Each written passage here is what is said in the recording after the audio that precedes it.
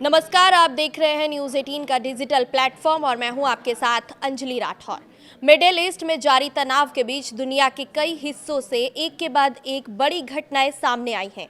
Iraq में France का एक सैनिक हमले में मारा गया, वहीं समुद्र में अमेरिका और ईरान के बीच टकराव की खबरें भी सामने आई हैं। अमेरिका का एक KC-153 टैंकर प्लेन क्रैश हो गया। अब आपको बताते हैं एक एक करके कि कहां कौन कौन सी घटनाएं हुई हैं।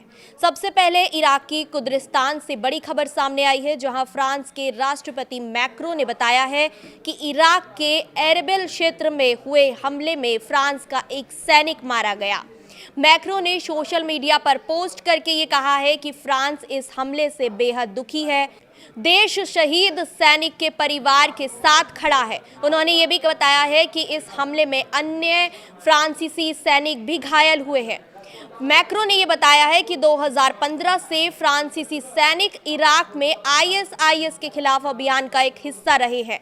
आतंकवाद के खिलाफ चल रहे अभियान के दौरान उनकी सेना पर हमला करना अस्वीकार्य है। मैक्रों ने यह भी कहा है कि ईरान के साथ चल रहा युद्ध ऐसे हमलों का कोई बहाना नहीं हो सकता।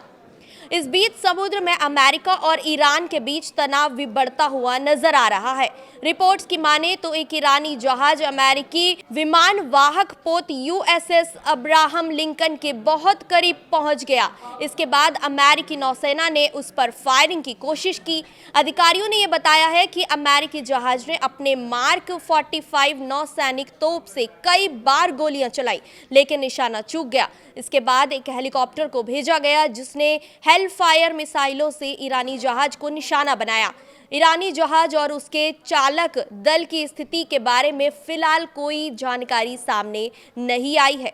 इसी बीच ईरान की रिवॉल्यूशनरी गार्ड ने दावा किया है कि उसने मिसाइल और ड्रोन हमले में अमेरिकी विमान वाहक पोत USS अब्राहम लिंकन को नुकसान पहुंचाया है। हालांकि अमेरिकी सेना ने अभी तक इस दावे की पुष्टि नहीं की है।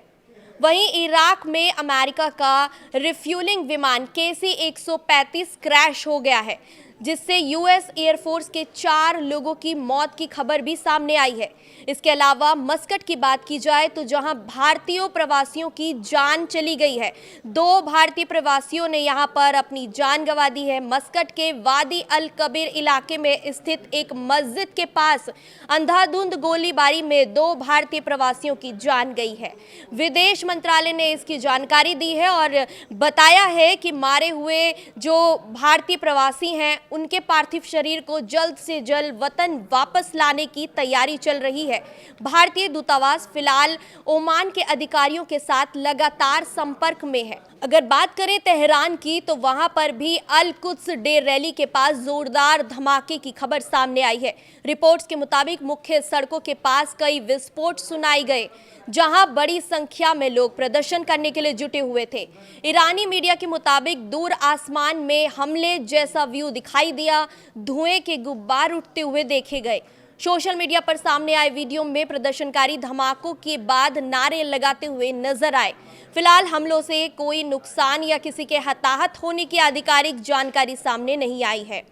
इन सैन्य घटनाओं के बीच वैश्विक अर्थव्यवस्था पर भी गंभीर असर पड़ता हुआ दिख रहा है। ईरान के साथ युद्ध लंबा खींचने से तेल बाजारों में बड़ा झटका लगा है।